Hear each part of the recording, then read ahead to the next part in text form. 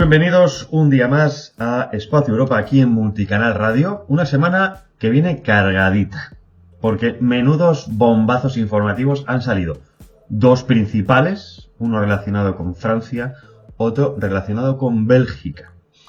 Vamos con el segundo, Bélgica.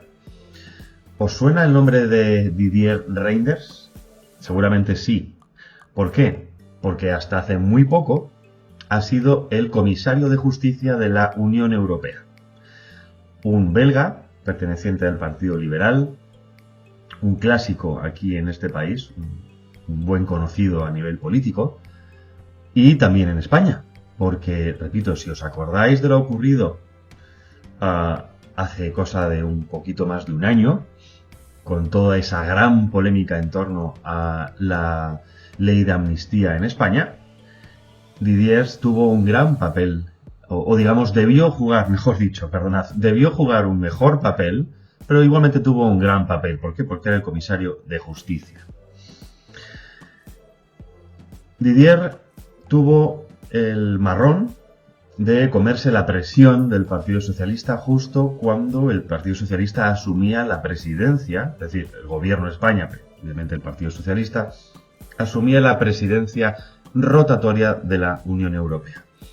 Repito, si os acordáis, esto fue hace muy poquito, deberíamos acordarnos, hubo una gran presión, no solo por el Partido Popular, también Vox y también por parte de la sociedad civil, enviando un montón de cartas a la Comisión, un montón de escritos, hubo manifestaciones tanto por Vox como por el Partido Popular, unas manifestaciones, por cierto, que el Partido Popular acabó ahogando, porque es la dinámica, estratégicamente interesaba en ese momento hacer ruido, que os acordáis con todas esas banderas de la Unión Europea, para que se viera un poco lo que hacía el Partido Popular Europeo.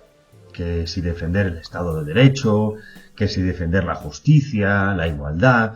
¿Por qué? Porque sabíamos que este año había elecciones europeas.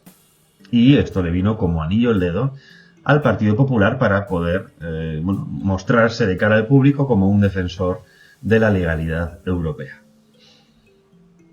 A pesar de esas presiones, Didier Reynders no se mojó ni un lado ni para otro. Primero sabía que le quedaba poco tiempo como comisario y pues nadie quiere una pelota caliente cuando esto le va a tocar. Y segundo porque no podía posicionarse, dado que tanto el Partido Popular como el Partido Socialista son los dos bloques principales del Parlamento Europeo y cualquier posición a favor de uno o a favor de otro pondría en riesgo ese equilibrio que tienen entre los dos para gobernar. Esto no es ni bueno ni malo, es obviamente la Comisión, a pesar de que es la Comisión, se cuida muy mucho de molestar a determinados grupos, entre ellos el Grupo Socialista y el Grupo Partido Popular, y también los liberales, menos, pero también. ¿Qué pasa? Como he comentado en varias ocasiones, me comentaron desde la Comisión que nadie se iba a pronunciar respecto a esa ley de amnistía en tan poco tiempo por varios factores. Problemas electorales y una comisión saliente a la que no le interesaba meter mano, no vaya a ser que no recibiera apoyos en la siguiente comisión, que es la que está ahora. Y así lo hemos visto. Ursula von der Leyen, necesitada completamente del apoyo socialista, paró en gran parte todo pronunciamiento sobre la ley de amnistía, como ha parado también todo pronunciamiento o todo estudio sobre la gestión de la DANA. Y también del Estado de Derecho en la Unión Europea, porque como bien sabemos los españoles, por mucho que nos hablen de Hungría, la violación del Estado de Derecho europeo y español en España es constante por el Partido Socialista y sus lacayos en el gobierno. Cuando digo constante, es constante. La separación de poderes es inexistente en España y eso también se ha trasladado a Europa. Es decir, muchos en Europa dicen, esto es un problema nacional, a mí no me metas. Pero en el fondo saben que es un problema europeo, porque precisamente esa batalla nacional puede poner en peligro ciertos puestos.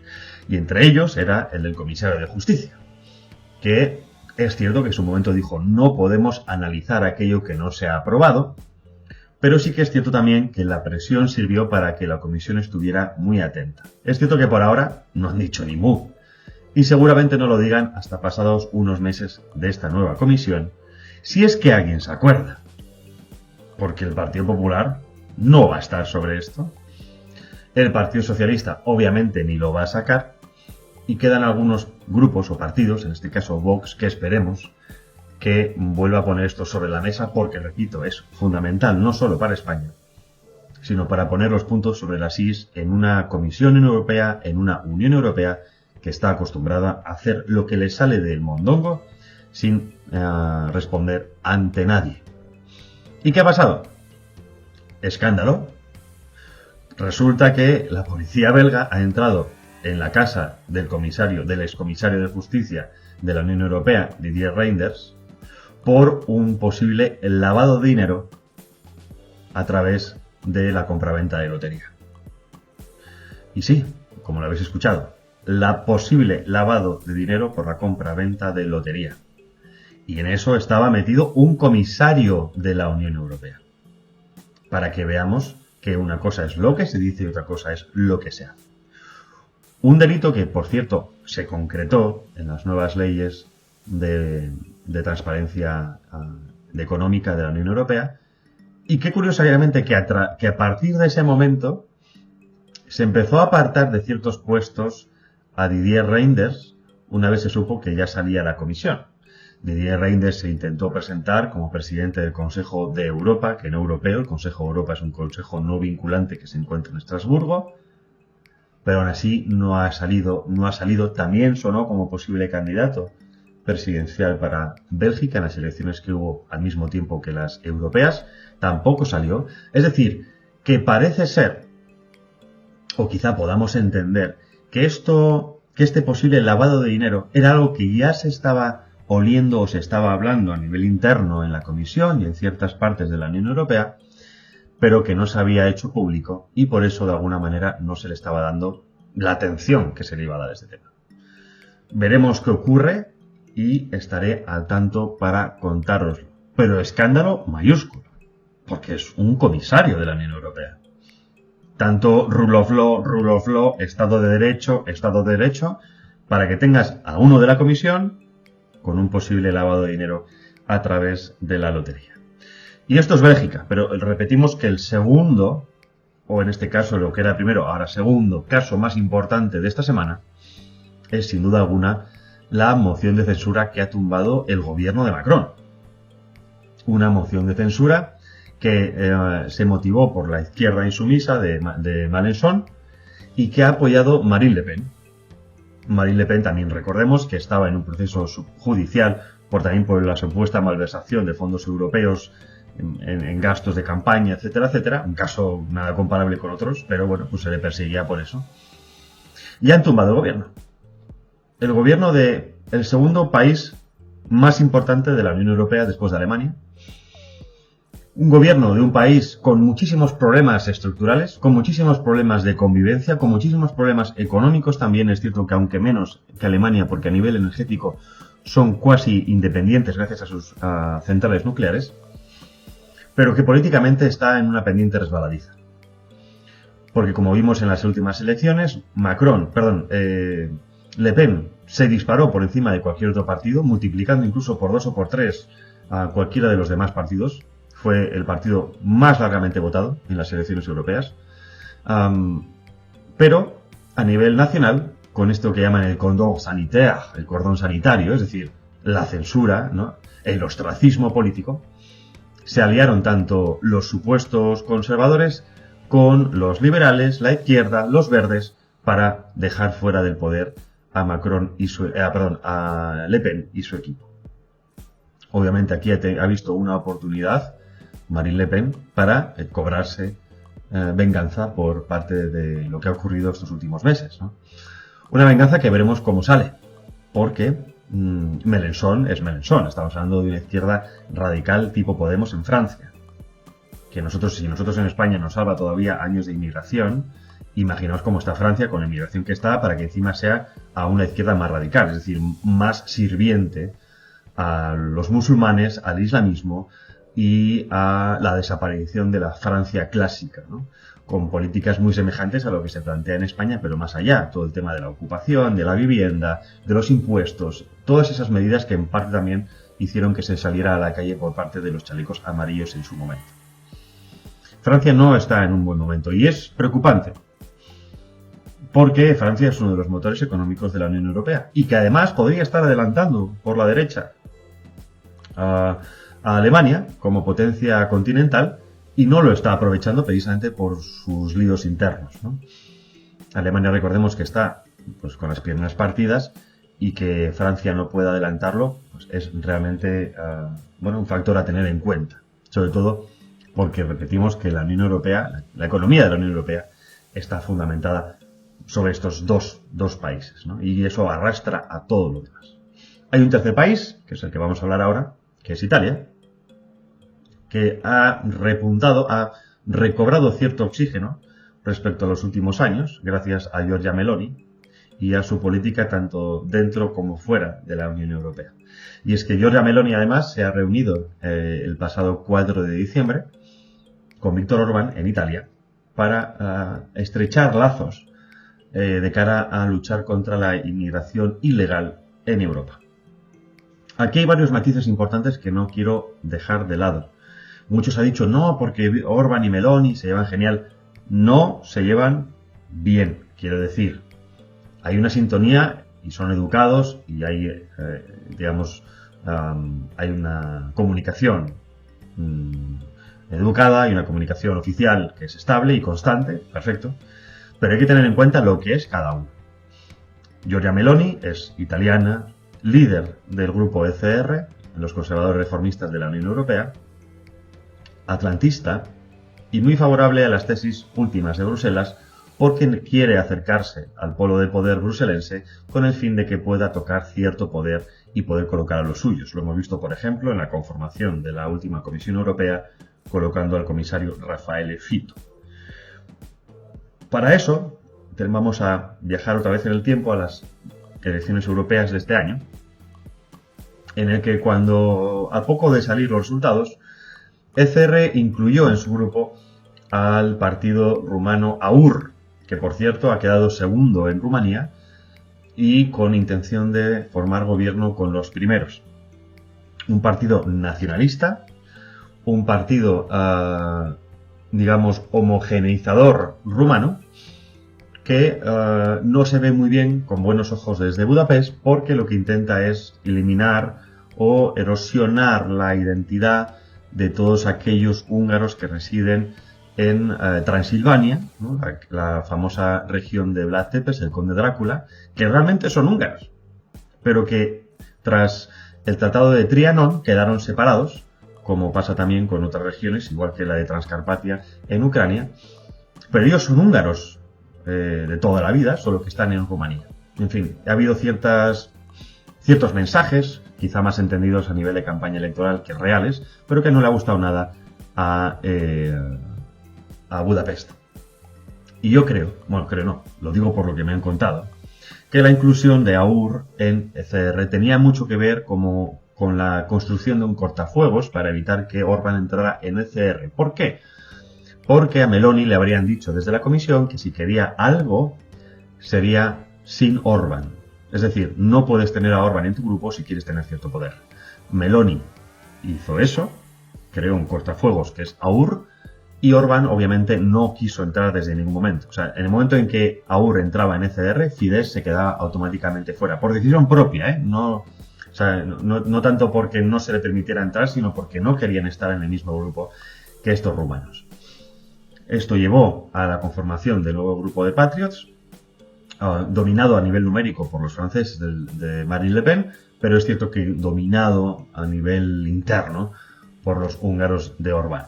¿De acuerdo? Hay que tener en cuenta que es muy difícil manejar gallos en un corral, y como bien la frase ha dicho, ¿no? 2 gallos en un corral no es buena idea, y Meloni y Orbán son gallos. Son líderes en sus países, son de hecho presidentes en sus países, son líderes en sus grupos parlamentarios europeos, son líderes europeos en muchísimos aspectos y están ganando fama y fama. Mejor fama tiene Meloni que Orbán, pero son, digamos, 2 buenos leviatanes. Y no era bueno que estuvieran juntos. Esto es cierto. Que no quita, repito, que no se puedan entender.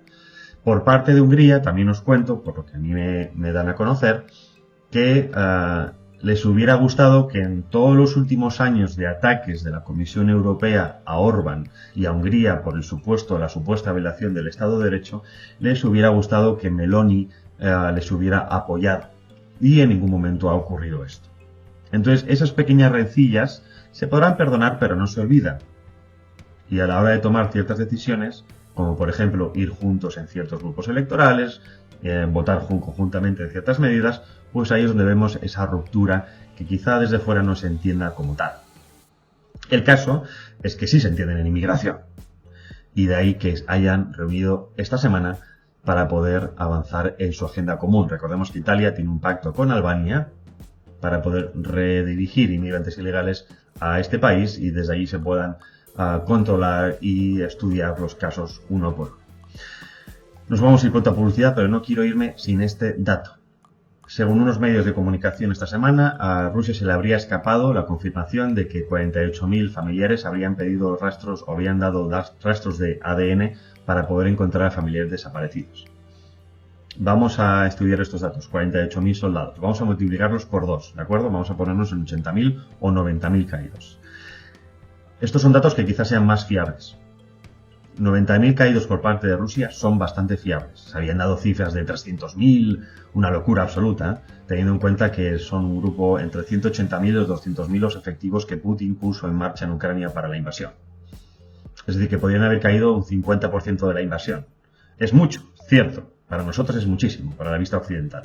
No para los rusos, y segundo, tampoco sobre el ejército. El ejército ruso consta de cerca de 1,3 millones de soldados, es decir, activos, y la pérdida de 80.000 es asumible. Para España no, porque España hace unos años, todo el ejército, incluidos los civiles, apenas creo que supera los 100.000. Estamos hablando de que el ejército español habría desaparecido por completo, ¿no? En el caso ruso no. Y tampoco descuadra tanto las cifras si las comparamos con los ucranianos. Kiev había mentido claramente, dijo que solo había muerto 33.000, es imposible, sobre todo porque estamos viendo cómo todos los frentes están colapsando, están con levas forzosas, no tienen suficientes relevos, no tienen recursos humanos posibles y están incluso pues sin dar permisos de descanso a muchísimos de sus soldados, ¿no?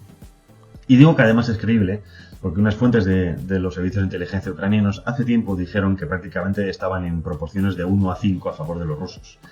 Es decir, que caían 5 ucranianos por cada ruso muerto. Siempre se ha dicho que suelen morir más de los invasores que los que defienden, pero es que claro, eso era antes.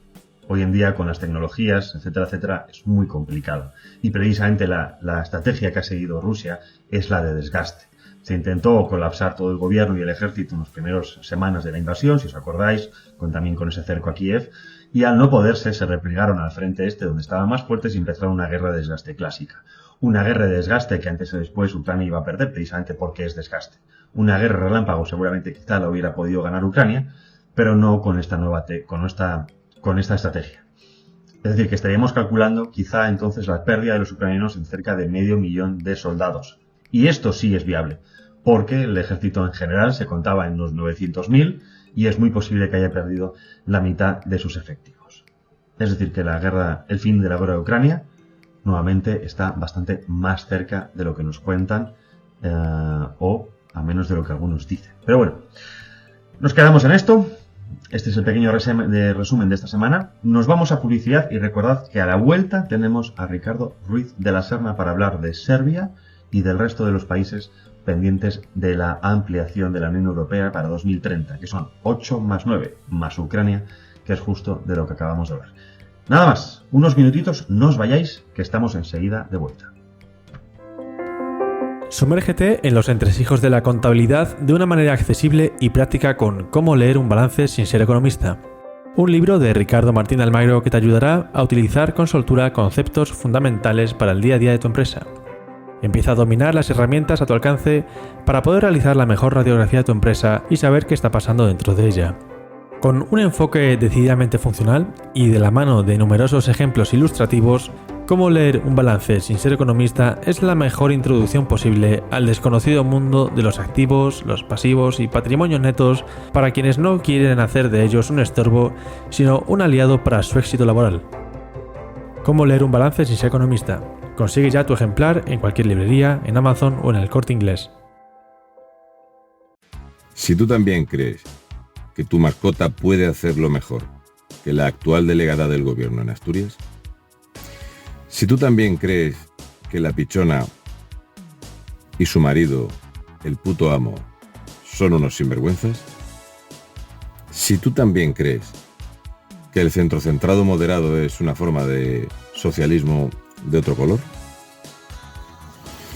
Multicanal Radio, El Hachazo, de lunes a viernes, de 10 a 12. Centrocentrado moderado. Eservín. 910-708-190. Expertos en jardinería. Limpieza de comunidades y conserjería. Eservín. 910-708-190. También puede escribirnos a info@eservín.com. Usted a lo suyo, que de sus instalaciones nos ocupamos nosotros. Contrátenos y le haremos a su comunidad un estudio de viabilidad y coste de autoconsumo energético mediante placas solares. ¿Sabías que una famosa marca de refrescos llegó a tener en su poder una de las mayores flotas militares del mundo gracias a la Unión Soviética? ¿Cuándo se le ocurrió al Estado jugar a la lotería? ¿Por qué Isaac Newton y miles de personas vieron su fortuna ahogada en las aguas de los mares del sur? ¿Sabías que los primeros recortes datan del Imperio Romano? La obra Eso no estaba en mi libro de Historia de la Economía de Ricardo Martín de Almagro responde a estas y más preguntas sobre las curiosidades que rodean la historia mundial económica. Fabulosas aventuras y olvidadas desventuras que suelen quedar fuera de los libros clásicos y que sin duda merece la pena conocer y saborear con verdadera fruición. Eso no estaba en mi libro de Historia de la Economía de Ricardo Martín de Almagro. Hazte con él en Amazon, en la Casa del Libro, en el Corte Inglés o también pregunta en tu librería más cercana. La verdad objetiva es la verdad objetiva, pague quien pague. Así que no te digan eso de si quieres periodismo independiente, apoya el periodismo independiente porque claro, queremos seguir siendo independientes. No, mira, aquí vamos a seguir siendo independientes, nos apoyes o no nos apoyes, aunque preferimos que lo hagas. No te pierdas La Estoa, de lunes a viernes de 18 a 21 horas, donde tenemos política, economía, actualidad, invitados excepcionales que gracias a la censura, pues los tenemos nosotros. Algo bueno tenía que tener esto. De lunes a viernes, de 18 a 21.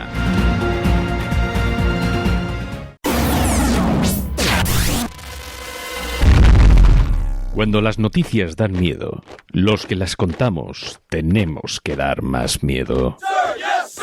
Multicanal Radio.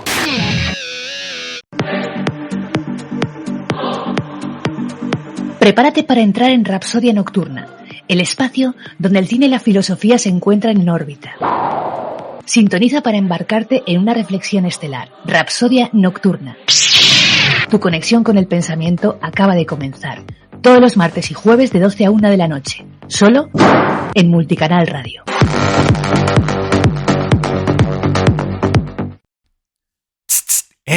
Un nuevo magazine de lunes a viernes de 12 a 2 de la tarde. A mi manera. Aquí en Multicanal Radio. Presentado por Alina Santamaría. A mi manera es un nuevo estilo de programa, compartiendo con todos ustedes una perspectiva única sobre temas de actualidad, cultura, entretenimiento y estilo de vida. Tenemos muchísimas secciones, noticias curiosas, recomendaciones de libros, corazón, tips de salud y bienestar y, por supuesto, la mejor música para alegrar tu día a mi manera.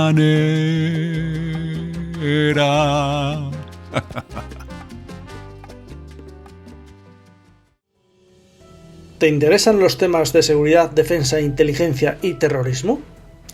¿Quieres estar al tanto de la realidad que enfrentan día a día los policías nacionales y guardias civiles? Sintoniza Azul y Verde en multicanalradio.com. Todos los lunes a las 5 de la tarde. Te traeremos el análisis más completo y actualizado sobre la delincuencia, terrorismo y los desafíos del mundo de la seguridad y defensa. Azul y Verde, donde la realidad y la información se encuentran. No te lo pierdas.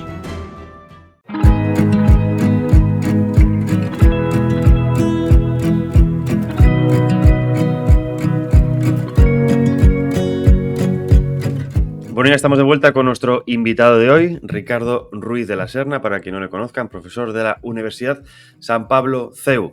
Y le he invitado porque hace poco escribió un artículo sobre Serbia, sobre la ampliación de la Unión Europea en Serbia, la importancia de Serbia en esta ampliación.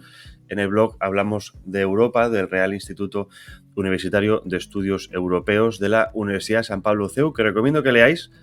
No solo ha escrito él, ha escrito otros autores, pero creo que da una perspectiva general importante de esta nueva ampliación a la que va la Unión Europea, que como según está planteada sería para 2030. 8 países más Ucrania. Es la mayor ampliación de toda la historia de la Unión Europea y por eso también la importancia de hablar sobre esto. Ricardo, muchísimas gracias por estar con nosotros. Muchísimas gracias por la invitación, encantado. Bueno, ¿por qué Serbia? No sé si te ha tocado, lo has elegido, pero ¿por qué Serbia? ¿Qué tiene de importancia este país? Bueno, había un santo medieval, San Saba, ¿no?, que decía que Serbia no era ni que Serbia era Oriente en Occidente y Occidente en Oriente. Es una encrucijada, como sucede con toda la península balcánica. Lo que pasa es que en el caso particular de Serbia realmente se han vivido ahí, es una de las líneas de fractura de la historia contemporánea. Es en la península balcánica, en particular en el espacio entre Bosnia, que a la sazón estaba integrada en la monarquía danubiana, y Serbia, donde comienza la Gran Guerra, ¿no? El magnicidio, el atentado de Sarajevo, el posterior ultimátum del Imperio Austrohúngaro, las sabiendas de que Serbia no lo va a poder aceptar, y la crisis de agosto que termina conduciendo a la guerra. Todo esto para decir que Serbia ha desempeñado históricamente un papel muy importante en la historia de Europa, y lo extraño, lo que habría que preguntarse es cómo es que Serbia no está ya en la Unión Europea, qué es lo que ha sucedido. Hay toda la historia turbulenta, difícil de la década de los 90, la destrucción de Yugoslavia, después la reconstrucción de los distintos países. Algunos países de la antigua Yugoslavia entran en la Unión Europea relativamente rápido, es el caso de Eslovenia y de Croacia, y hay otros que se van preparando, y este es el caso de Serbia, que ha ido avanzando. Hay siempre un contencioso que se suele mencionar, que es la cuestión de Kosovo, que es un territorio que, según el derecho de Naciones Unidas, es provincia serbia, y así lo reivindica Serbia, que ha tenido, sin embargo, una declaración, una proclamación, una autodeclaración de independencia reconocida por algunos países y por otros no. En la Unión Europea, no todos los países, no hay unanimidad respecto a esto. Así que sí, Serbia, por distintas razones históricas y de actualidad, ha cobrado relevancia.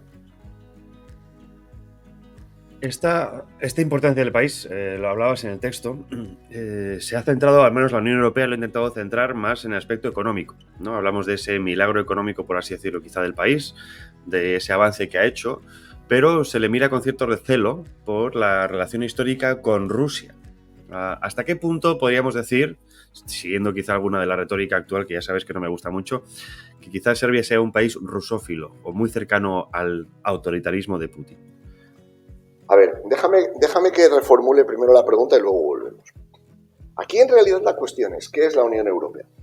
Si la Unión Europea es una buena pregunta. Es un proyecto económico, es comprensible que el interés en Serbia sea un interés fundamentalmente económico. Un país con algo más de 6 millones de habitantes, con un sector industrial importante, con una población muy cualificada, las universidades, los institutos tecnológicos serbios son destacados, y en este sentido uno podría pensar, bien, es un país importante para la Unión Europea, la economía de tamaño mediano tirando a pequeño, bien.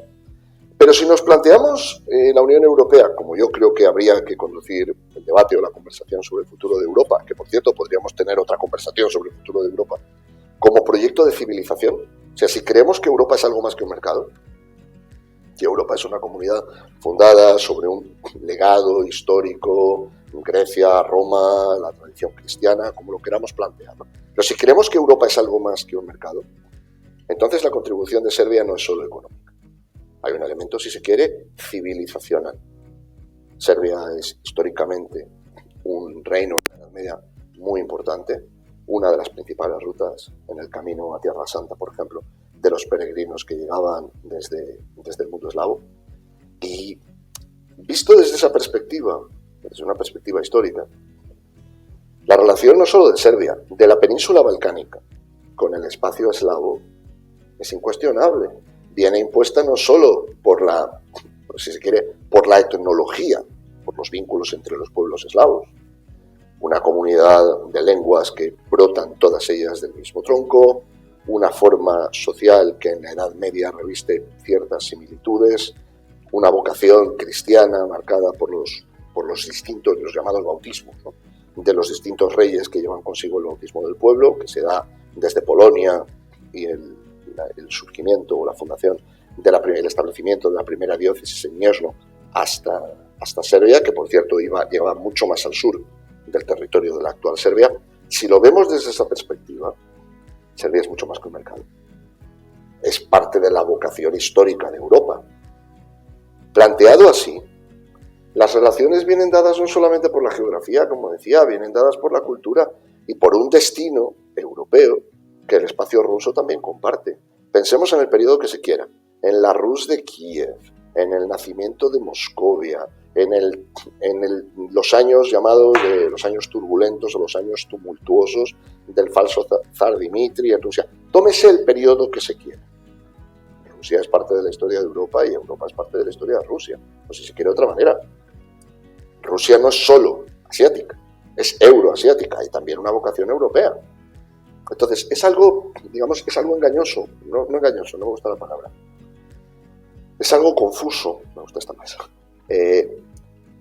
Plantear lo que es un debate de política actual, gobiernos, intereses nacionales, intereses internacionales, intereses globales, si se quiere, política de la Unión Europea y política bilateral de los distintos países. Es un error mezclar eso con las cuestiones que tienen que ver con el devenir de la civilización.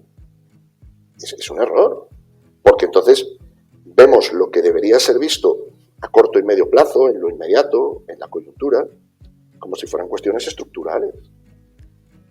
Y esto, me atrevería incluso a decirte, genera no solo confusión, genera en algunos casos profundos malentendidos. Hay que tener en cuenta, por ejemplo, por remontarme a la historia, que quizás de lo que puedo hablar un poco más, la ruptura entre la Unión Soviética y la Yugoslavia de Tito marcó la evolución de Yugoslavia. Cuando uno tiende a pensar y ver las opciones... Y también de todo el conjunto de la Unión Europea, sin duda. Por supuesto. Incluso en tiempos de Tito. Es decir, Yugoslavia tenía una libertad, los yugoslavos, mejor dicho, tenían una libertad para viajar, tenían una exención de visados que la mayor parte de los ciudadanos del bloque soviético, y no digamos nada los de la Unión Soviética, no podían ni soñar. Entonces, es verdad que hay una relación histórica. ¿Cómo no va a haberla? Los rusos blancos que huyen huyen en algunos casos, se exilian en otros y se refugian en otros, porque de todo hubo del proceso revolucionario bolchevique, muchos de ellos se refugiaron en Rusia. El caso de Piotr von Wrangel es quizá el más famoso, no el único, pero quizá el más famoso. Y se establece en Serbia y funda una de las grandes academias militares serbias, y la presencia rusa en Serbia históricamente es una presencia importante. Ahora bien, también ha habido una presencia austríaca. La influencia de la monarquía danubiana sobre Serbia fue enorme. La propia arquitectura de Belgrado, por poner algunos ejemplos artísticos, indican que Serbia ha estado integrada en el espacio centroeuropeo, en la península balcánica, en esa encrucijada entre Oriente y Occidente de la que hablaba.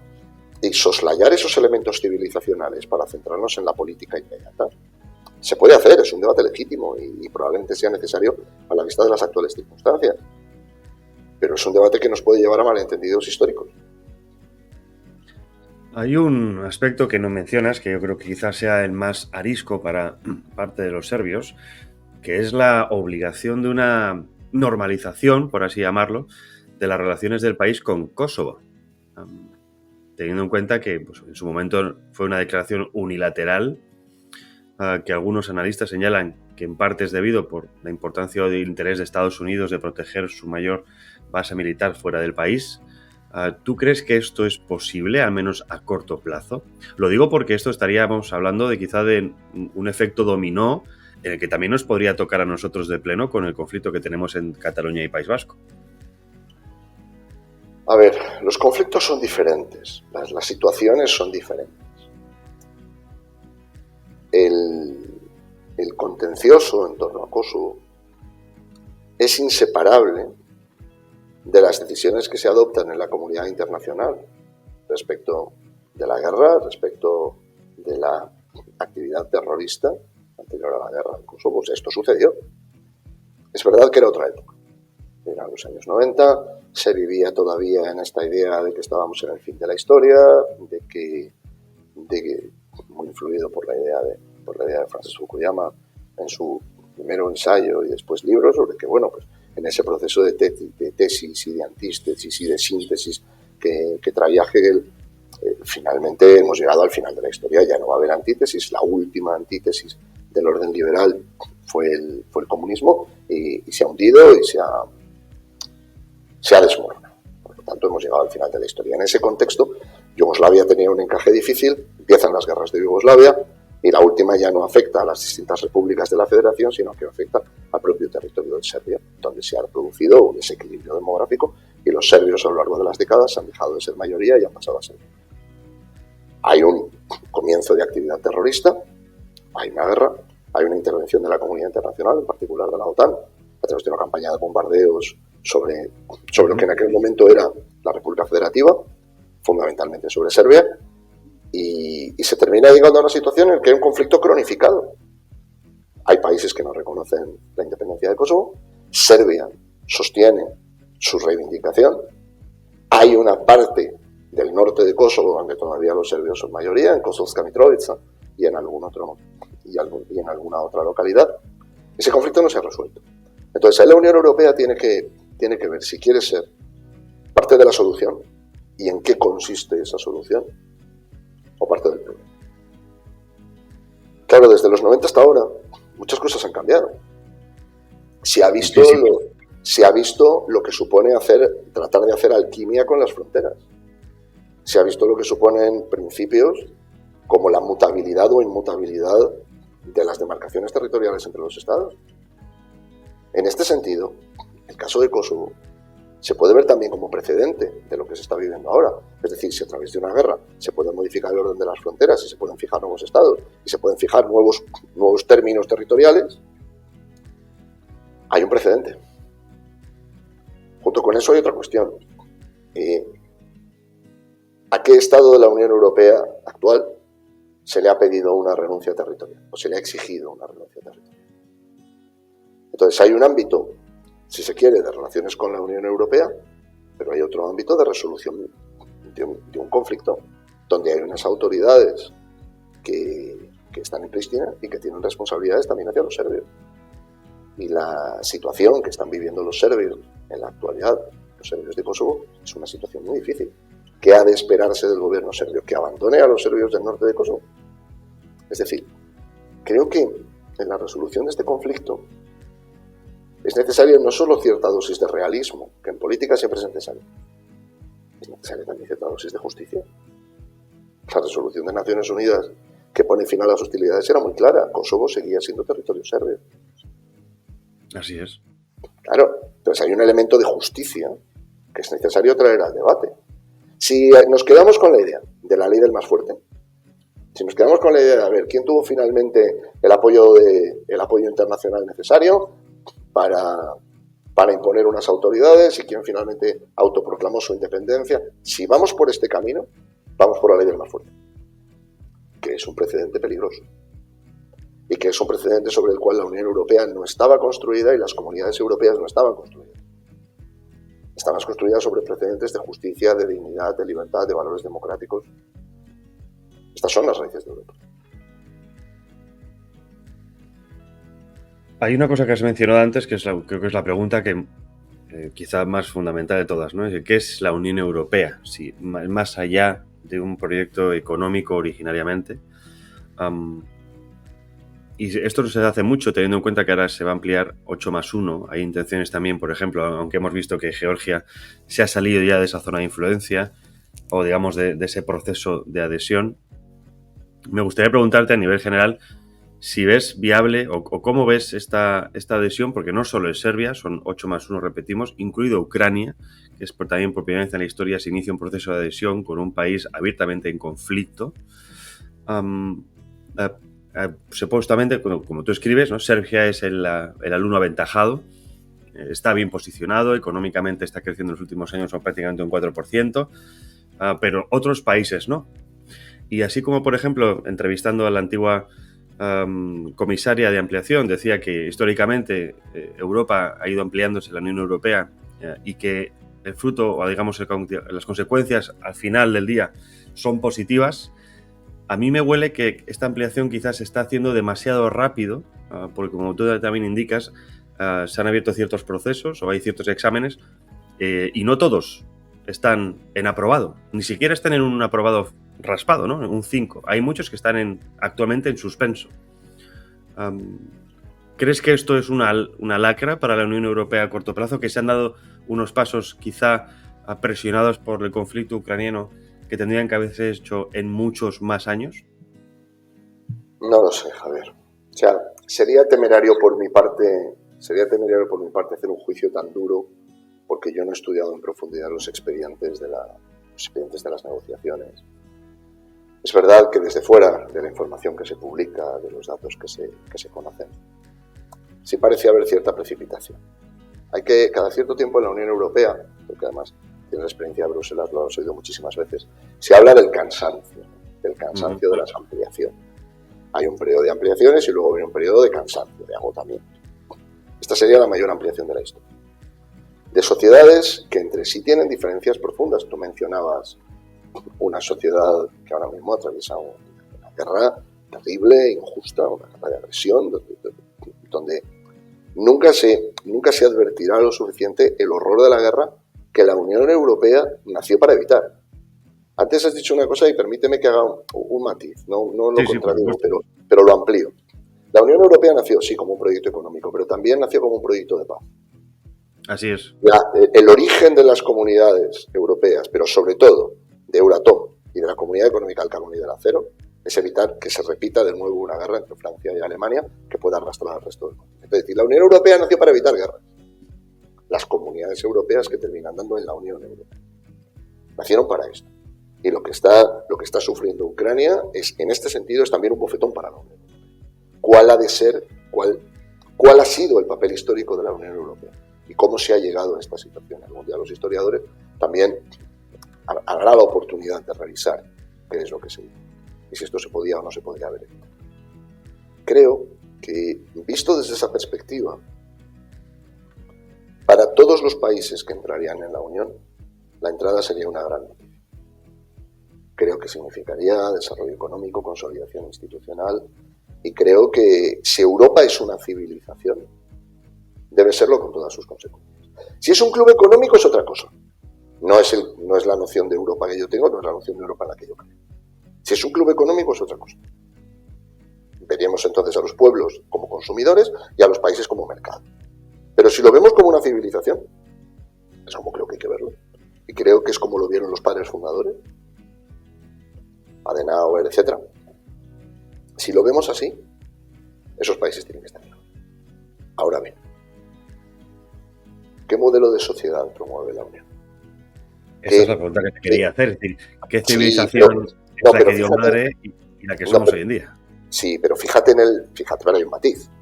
Una cuestión es qué es la Unión Europea. Y aquí discutimos del entramado institucional, del papel de la Comisión, del infausto papel de la Comisión en algunos casos, de acuerdo. Otra cosa diferente es ¿qué es Europa? Si Europa es una comunidad de comerciantes y de compradores y de vendedores de cosas, vamos por un camino. Y vamos por el camino de ver únicamente o de ceñirnos fundamentalmente a las posibilidades de desarrollo económico y a la entrada de nuevos mercados. Bien.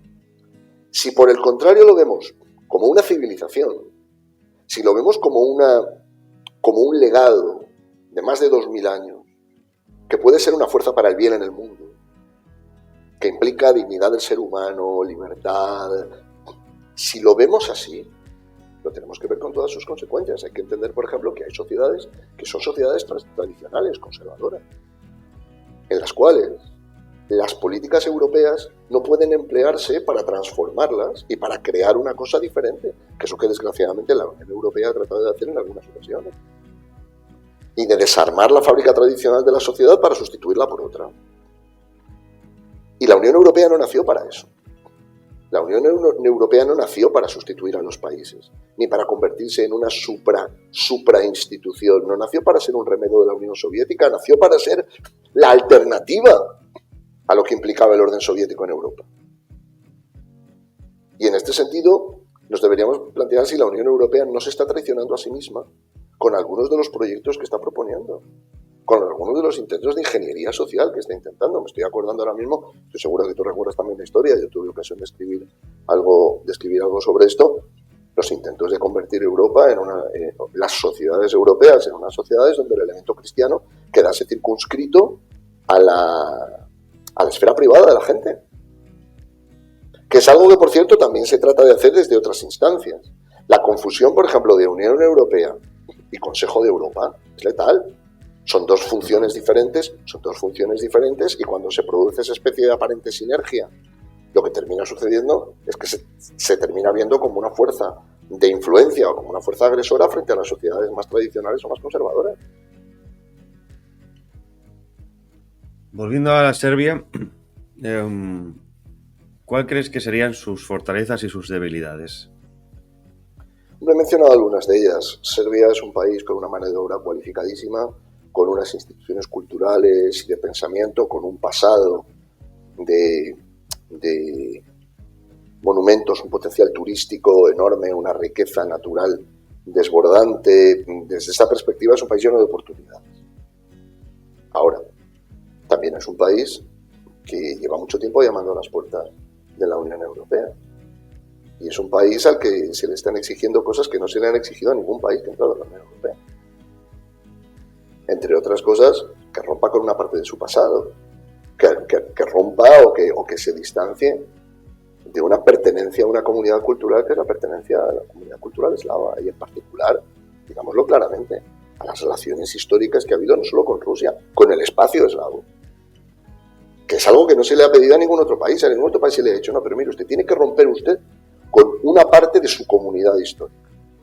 Pocos pueblos han hecho, en este sentido, los sacrificios por Europa que hemos visto. Serbia lleva llamando a las puertas de la Unión Europea mucho tiempo. Hay un peligro también, no te lo oculto. Pero tampoco quiero ponerlo en términos tremendistas. En Serbia, el peligro es el peligro de agotamiento, ¿no? Es decir, de llamar y que nunca pasa. ¿Cuántos años? Es decir, hay un momento en el cual uno ve por un lado la evolución de la Unión Europea, la transformación de las sociedades europeas, la incidencia que tiene la Unión Europea en políticas como la política migratoria, las consecuencias que tiene sobre las sociedades, pensemos en Europa occidental. Por otro lado, uno ve los requisitos, las exigencias, los recelos, en ocasiones, digámoslo, los intentos de imposición. ¿Existe un riesgo de cansancio? Claro que sí. Yo no creo que se vaya a dar entre los serbios porque la vocación europea de Serbia es muy clara. Pero creo que la Unión Europea no debe olvidar el elemento de la justicia, de lo que se le puede exigir o no se le puede exigir a un pueblo, a una sociedad que haga. A nivel de mercado interno, ¿habría alguna disrupción por parte de Serbia? Es decir, hay mucho miedo, por ejemplo, con Ucrania, ¿no? el granero de Europa. Sí, pero las magnitudes Polonia. ¿Cuál sería, en este caso, Serbia aportaría más de lo que recibiría de alguna manera? Es decir, ¿tiene un aporte positivo neto que tú veas? No me refiero a cantidades económicas puras, sino me refiero No. Depende de los sectores. Depende de los sectores. En los sectores que tienen que ver, por ejemplo, con el desarrollo tecnológico, con la fabricación. Me estoy acordando ahora, por ejemplo, de algunas de las factorías importantes que hay en Serbia, en la región de Šumadija, en Kragujevac, fábricas de automóviles, etcétera. Claro que Serbia podría aportar mucho. Pero la comparación con Ucrania es algo más compleja. Había un historiador serbio que decía, a propósito de la Gran Guerra, ¿no? Decía, los países pequeños no hacen guerras grandes. Tratando de explicar que al final la guerra comienza en Serbia, pero había un proceso que conducía a la Gran Guerra. Pues lo mismo pasa con las economías, es decir, los países pequeños no desequilibran las economías. Y Serbia hoy es un país de algo más de 6,5 millones de habitantes. Entonces las consecuencias no es como si entrara Ucrania, ni como si entrara Turquía. Por cierto, Turquía también lleva llamando un montón de tiempo a la puerta y nadie les abre y nadie les hace demasiado caso. Y es comprensible que haya una preocupación por la cuestión económica, pero que en el caso serbio a mí me parece más un pretexto que una realidad, ¿verdad, Javier? No creo que vaya a haber este elemento de desestabilización, de que entre el campo serbio y entonces se vaya a resentir el campo o la economía de otros países. La verdad que no lo creo, es un país pequeño, muy desarrollado tecnológicamente, con una población con un altísimo nivel educativo, creo que sería más lo que aportaría que lo que desequilibraría o desestabilizaría otras economías. ¿Crees, por ir terminando, sí que me gustaría preguntarte, bueno, en este caso sí que es no tanto análisis, quizá más opinión. ¿Crees que es viable la ampliación esta en los tiempos en los que se ha planteado? Estamos hablando de 2030, es decir, quedan 5 años y la comisión se acaba de formar. Es decir, quizás sea no sé si es una locura planteada por la comisión von der Leyen o realmente es algo que es viable. ¿Tú cómo lo ves? No lo sé, Javier, no lo sé. Mójate. No, si no es por eludir la pregunta, si es por tratar de verlo con sí, yo sé. Nadie sabe cómo va a quedar Ucrania, pero va a quedar devastada. Nadie sabe cómo va a terminar la guerra. Si finalmente se entablan conversaciones de paz, nadie sabe cuál va a ser el contenido ni cuál va a ser su evolución. Hablar ahora mismo de una hipotética entrada, más allá de la voluntad política, si se quiere, es decir, Ucrania tiene aquí su sitio, bien, pero cómo va a quedar el país, en qué condiciones va a estar, me parece que es poco realista. Sobre todo porque la entrada de la Unión Europea también puede ser muy traumática para esos países. Es decir, la entrada en la Unión Europea implica, por ejemplo, transformaciones en la economía, transformaciones en el marco jurídico, que no siempre son aceptadas por las sociedades, que no siempre son aceptadas por los pueblos. O sea, pensar que los pueblos candidatos o los países candidatos a entrar en la Unión no tienen capacidad de decisión, que no tienen sus propios intereses, que no tienen cierta fuerza, que no tienen lo que se llama en inglés, que una palabra no me gusta mucho usar, pero la que se utiliza, ¿no?, con agency, que no tienen capacidad de actuar. Es un error. Entonces, el único caso que yo recuerdo ahora mismo de país que entra con un contencioso territorial en la Unión Europea es Chipre. Una parte de cuyo territorio está bajo ocupación. Así es. Nadie le planteó a Chipre que hiciera ninguna renuncia territorial. Nadie le planteó a Chipre que tuviera que aceptar imposiciones. Entonces creo que es difícil anticipar ahora mismo en qué términos vaya a quedar el escenario de la ampliación. Me parece que de los 8 candidatos no todos van a estar en la misma situación y va a ser muy difícil que todos entren a la vez. Es decir, si todos tienen que esperar a los que están en los estadios iniciales del proceso, la demora va a ser larguísima. En 5 años me parece poco realista a la vista de la devastación que está sufriendo Ucrania, de la destrucción. La campaña rusa de bombardeos está causando un daño terrible. Off the record me decía un representante de la comisión que estaban ya trabajando con la parte que todavía mantiene Kiev en la ampliación y en la cohesión, ¿no? La Unión Europea se trabaja en esas dos patas, primero ampliación y luego cohesión, ¿no? O sea, expansión, porque al fin y al cabo es una expansión de Europa, que luego se critica mucho la expansión de otros, pero nosotros también nos expandimos, y luego la cohesión, ¿no?, que es atraer de una manera centrífuga hacia Bruselas. Es decir, que están dando por perdido prácticamente 1/3 de Ucrania en este momento, ¿no? Y esto digo que es off the record, pero así lo dijeron. Lo que pasa, Javier, es que la Unión Europea no nació para atraer a los países a Bruselas. Si es que esta es la cuestión de fondo. Esa es la gran pregunta que yo creo que está relacionada con la que tú decías, ¿no? Es decir, la Unión Europea no nació para eso. No nació para crear un poder, un suprapoder. No nació para convertirse en una federación en la que hubiese un poder federal que manda por encima de los estados. No nació para eso. Pero tú en este caso, que tienes más años y más experiencia, ¿acaso no lo veíais venir en ese momento? No. ¿El sueño de Europa era tan bonito que nadie se planteaba la opción de crear un gobierno supranacional con pretensiones de gobierno global? Es que no se planteaba en estos términos, Javier. Es decir, cuando se produce, creo yo, el punto de giro, que es con el Tratado de Maastricht, la idea de ceñirse al tenor de los tratados ni se cuestionaba. Lo que ha ocurrido es que, vamos a poner en los últimos 15 años, hablo así a ojo de buen cubero, la Unión, y en particular la Comisión, y en cierta medida también el Tribunal, ha hecho una interpretación extensiva de los tratados. En lugar de ceñirse al tenor de los tratados, los ha empleado como pretexto para ampliar su poder sobre los estados. Piensa, por ejemplo, en el caso en 2015, durante la crisis de los refugiados. Las advertencias que hicieron países como Hungría, Polonia, Eslovaquia, respecto de la política de seguridad y las preocupaciones en materia de seguridad. Eso es competencia de los estados nacionales. Y sin embargo sus pretensiones, sus advertencias se soslayaron y se impuso una política. Mira el chantaje al que se ha sometido primero a Polonia y todavía a Hungría, a los dos países. Sobre Polonia se ha aflojado la presión después del cambio de gobierno. Pero sí, Galotaski de repente desapareció. Mira los chantajes para que terminen aceptando políticas que sus propios pueblos en referéndum han rechazado. Entonces, hay, digamos, una traición a lo que era aquel espíritu. Me decías, no se veía venir. Había en aquella época, y sí había cierta desconfianza hacia lo que ya se veía como una burocracia, digamos, con su propia agenda de intereses. El nacimiento de una clase burócrata, pero nunca se vio como una amenaza, al menos no que yo recuerde, no me preguntas así, tendría que estudiarme un poco el asunto, ¿no? Pero ver periódicos y tal, pero que yo recuerde, no se planteaba en términos de esto es una amenaza a la soberanía. Se veía más bien como esto va a fortalecer a los países.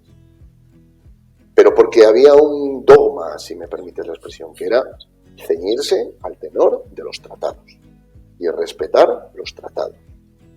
Lo que ha ocurrido en los últimos años en la Unión Europea ha sido que los tratados se han convertido en la coartada para hacer cenar la soberanía nacional de los países y la capacidad de los pueblos de decidir sobre su propio destino, sobre el modelo de sociedad que quieren, sobre el modelo de familia que quieren, sobre el modelo educativo que quieren, sobre el modelo de ocio, sobre la identidad con la que se sienten identificados o representados.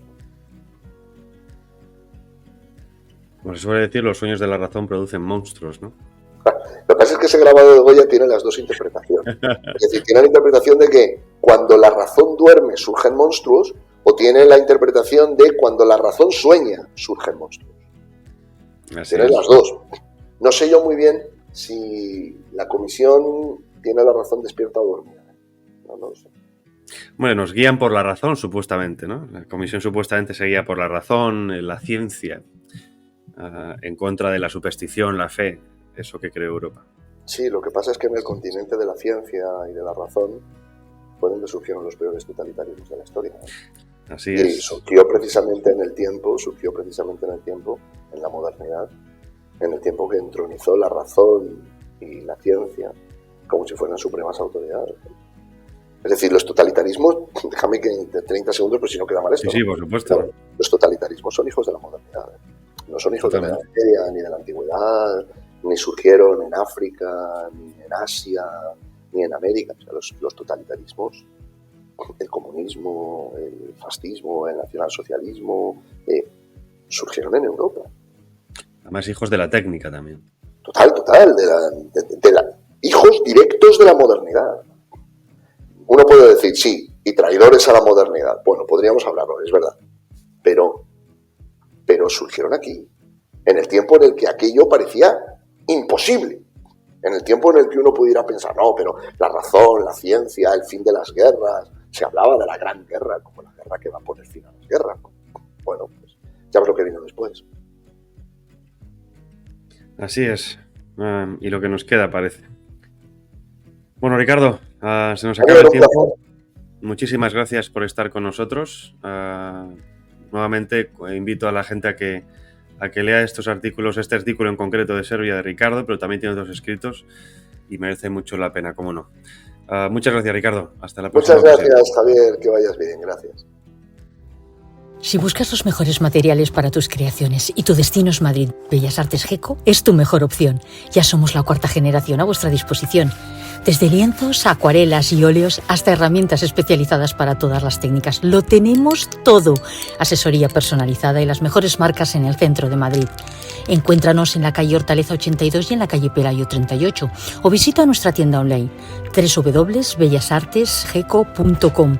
Teléfono 91 319 96 90. Síguenos en nuestro Instagram y forma parte de nuestros talleres en geco.bellasartes. GECO Bellas Artes, donde tu talento se transforma en arte. Inspírate, crea y vive el arte con nosotros. ¿Te interesa la historia militar, la geoestrategia, la geopolítica, las anécdotas belicoseras? Pues tu programa es El Cuartelero, con el general Agustín Rossetti y con David Díaz Cabo. Todos los martes en directo a las 4 de la tarde en Multicanal Radio. Y también nos tenéis en diferido en YouTube, iVoox y Spotify. Ya lo sabes, alístate en el cuartelero, no te arrepentirás. Soy Dani, maestre Bubillo, y estaré aquí en Multicanal Radio todos los días de lunes a viernes de 11 a 12 de la noche, la hora golfa, haciendo el programa En Pelotas, que es el espacio deportivo de Multicanal Radio y también de nuestro canal de YouTube, donde me podréis encontrar en directo, insisto, de lunes a viernes de 11 a 12 de la noche. Toda la actualidad deportiva aquí, En Pelotas. Te invitamos a escuchar Startup Olé Radio, el programa líder de emprendimiento, startups e inversión de España, aquí en Multicanal Radio, todos los viernes de 5 a 6 de la tarde. Entrevistas, noticias y tertulias. Presenta y dirige Emilio Corchado. Ahí habéis escuchado a Ricardo Ruiz de la Serna, profesor de la Universidad San Pablo CEU. Le he entrevistado en varias ocasiones. Además, siempre en relación a política internacional, y la verdad es que es un gustazo. Creo que os servirá este análisis de Serbia. Os invito nuevamente a que vayáis a ese artículo. Lo encontraréis fácilmente en el blog online del Real Instituto de Estudios Europeos de la Universidad San Pablo CEU. Y merece la pena entender muy bien qué es Serbia, merece muy bien entender lo que son los otros países en la historia de la Unión Europea, como bien decía ahora Ricardo, y también como a nivel civilizatorio, ¿no? que son ciertos países de Europa del Este que quizá por la dinámica de la segunda mitad del siglo XX se han dejado muy de lado, o al menos son bastante desconocidos para nosotros los occidentales. Nada más, con esto terminamos. Muchas gracias por estar ahí como siempre. Pasad buen fin de semana. Nos vemos el sábado siguiente. Hasta luego.